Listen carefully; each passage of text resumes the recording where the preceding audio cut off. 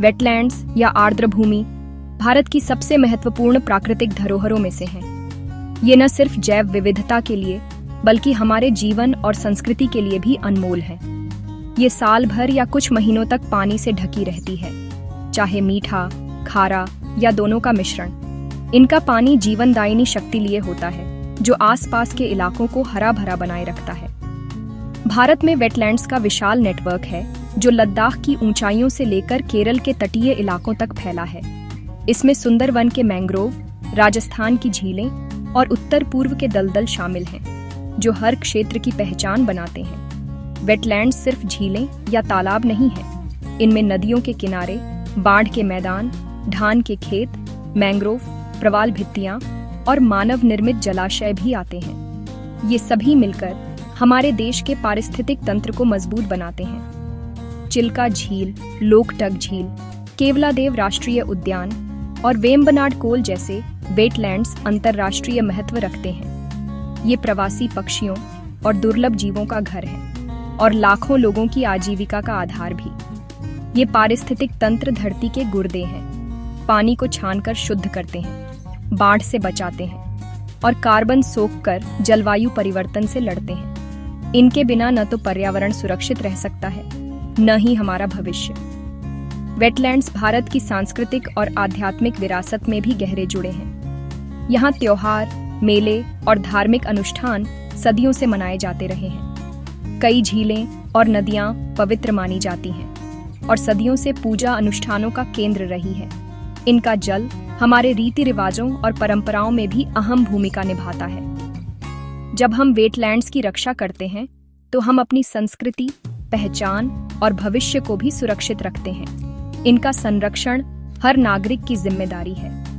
बढ़ती आबादी, प्रदूषण और अतिक्रमण के कारण वेटलैंड्स खतरे में हैं। इनकी रक्षा करना आज पहले से कहीं ज्यादा जरूरी है। यह धरोहर हमें आने वाली पीढ़ियों के लिए संजोकर रखनी है, ताकि वे भी प्रकृति की इस अनमोल विरासत का आनंद ले सकें और इससे जुड़ी संस्कृति को आगे बढ़ा सकें। वेटलैंड्स पौधों के लिए एक अनूठा और अनिवार्य आश्रय है, जहां जीवन हर मौसम में फलता फूलता है। यहाँ हाइड्रोफाइट्स, ऐसे पौधे जो पानी या गीली मिट्टी में पनपते हैं, विशेष रूप से विकसित होते हैं।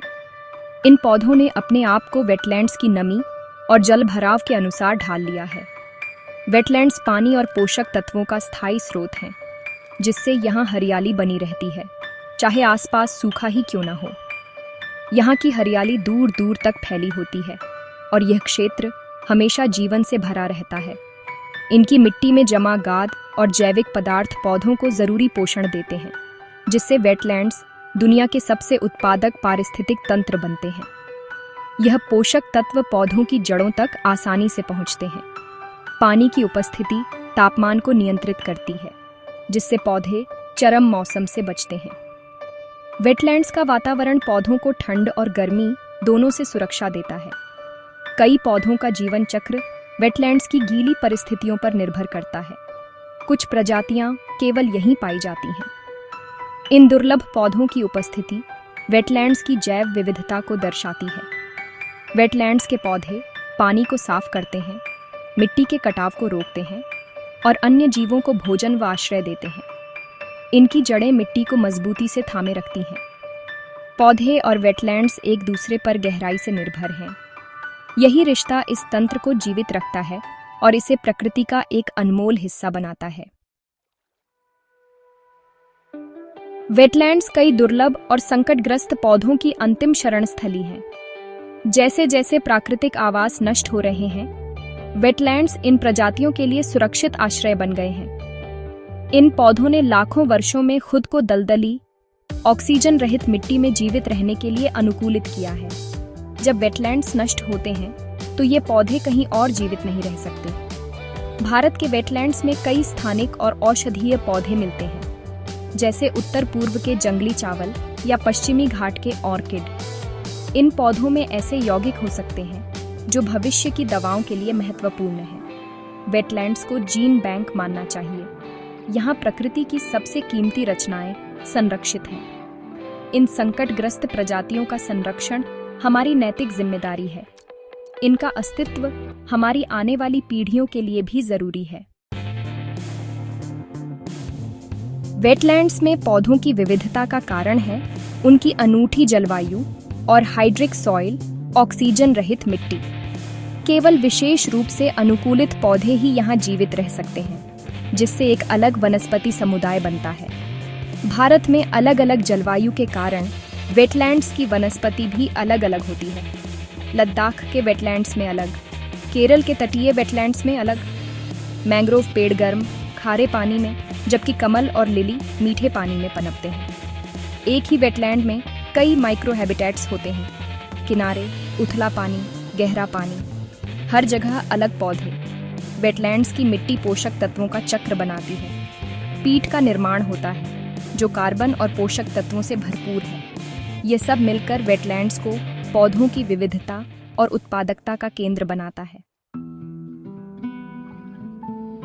भारत के वेटलैंड्स में पौधों की विविधता अद्भुत है। यहाँ हर मौसम में अलग अलग प्रकार के पौधे खिलते हैं, जो इन पारिस्थितिक तंत्रों को जीवन से भर देते हैं। सुंदरवन के मैंग्रोव, जिनकी जड़ें हवा से ऑक्सीजन लेती हैं, तटरेखा को बचाते हैं और समुद्री जीवों के लिए नर्सरी हैं। ये पेड़ बाढ़ और तूफानों से भी रक्षा करते हैं। मीठे पानी के वेटलैंड्स में कमल, जल लिली और जलकुंभी जैसे पौधे मिलते हैं। इनकी उपस्थिति से झीलें और तालाब रंग बिरंगे और आकर्षक बन जाते हैं। ये न केवल सुंदर हैं, बल्कि सांस्कृतिक महत्व भी रखते हैं। कमल का फूल भारतीय संस्कृति और धार्मिक अनुष्ठानों में विशेष स्थान रखता है। जलकुंभी जैसी आक्रामक प्रजातियां कभी कभी समस्या भी बन जाती हैं। ये पानी की सतह को ढककर अन्य पौधों और जीवों के लिए खतरा पैदा कर सकती है। पानी के नीचे हाइड्रिला और वैलिसनेरिया जैसे पौधे पानी को ऑक्सीजन देते हैं और जल को साफ रखने में मदद करते हैं। ये पौधे जलीय जीवों के लिए भोजन और आश्रय दोनों प्रदान करते हैं, जिससे वेटलैंड्स में जीवन चक्र चलता रहता है। दलदली घास के मैदानों में टाइफा और फ्रैगमाइट्स जैसी घासें स्थानीय समुदायों के लिए आर्थिक रूप से महत्वपूर्ण हैं। इनका उपयोग कई पारंपरिक कार्यों में होता है। इनसे छत, टोकरियां और हस्तशिल्प बनते हैं, जो ग्रामीण आजीविका का हिस्सा है। काजीरंगा की हाथी घास जैसे पौधे बड़े शाकाहारी जीवों के लिए जरूरी है। ये उनके भोजन का मुख्य स्रोत है। ब्राह्मी और अन्य औषधीय पौधे वेटलैंड्स को मानव स्वास्थ्य के लिए भी अमूल्य बनाते हैं। इन पौधों का उपयोग आयुर्वेदिक दवाओं और घरेलू उपचारों में किया जाता है। भारत के वेटलैंड्स और उनके पौधे गंभीर खतरे में हैं। शहरीकरण और कृषि के लिए भूमि परिवर्तन सबसे बड़ा कारण है। वेटलैंड्स को सुखाकर इमारतें और खेत बनाए जा रहे हैं, जिससे विशेष पौधे खत्म हो जाते हैं। प्रदूषण, शहरों और उद्योगों से निकलने वाला अपशिष्ट जल पौधों के लिए जहरीला है। खेतों से बहकर आने वाले उर्वरक यूट्रोफिकेशन बढ़ाते हैं, जिससे शैवाल और जलकुंभी जैसी आक्रामक प्रजातियां फैलती हैं। विदेशी आक्रामक पौधे जैसे जलकुंभी और लैंटाना देशी पौधों को विस्थापित कर देते हैं। इससे न केवल पौधों की विविधता घटती है, बल्कि पूरे पारिस्थितिक तंत्र पर असर पड़ता है। इस नुकसान को उलटना मुश्किल है, इसलिए वेटलैंड्स की रक्षा के लिए तत्काल कार्रवाई जरूरी है। वेटलैंड्स का संरक्षण केवल सरकार या वैज्ञानिकों की जिम्मेदारी नहीं, स्थानीय समुदायों की भूमिका भी अहम है। सदियों से स्थानीय लोग वेटलैंड्स के साथ संतुलन में रहते आए हैं और पारंपरिक ज्ञान से उनका प्रबंधन करते हैं। उनकी आजीविका, संस्कृति और अस्तित्व वेटलैंड्स से जुड़ा है। मछली, पानी, चारा और पौधों से हस्तशिल्प बनते हैं। सामुदायिक भागीदारी से संरक्षण प्रयास सफल होते हैं। राजस्थान में जौहड़ और तालाब पुनर्जीवित किए गए हैं। मणिपुर के लोकटक झील के आसपास के लोग झील के संरक्षण में सक्रिय हैं। जागरूकता और शिक्षा से लोग वेटलैंड्स के महत्व को समझते हैं। युवाओं की भागीदारी जरूरी है। नागरिक विज्ञान कार्यक्रमों से आम लोग भी संरक्षण में योगदान दे सकते हैं। यही सशक्तिकरण की असली ताकत है। वेटलैंड्स के भविष्य के लिए सरकार, वैज्ञानिक, एनजीओ और समुदायों को मिलकर काम करना होगा। मजबूत नीतियां और कानून जरूरी हैं। वेटलैंड्स की सीमाएं तय हों उन्हें कानूनी संरक्षण मिले। वैज्ञानिक अनुसंधान और निगरानी से वेटलैंड्स के स्वास्थ्य और खतरों को समझा जा सकता है।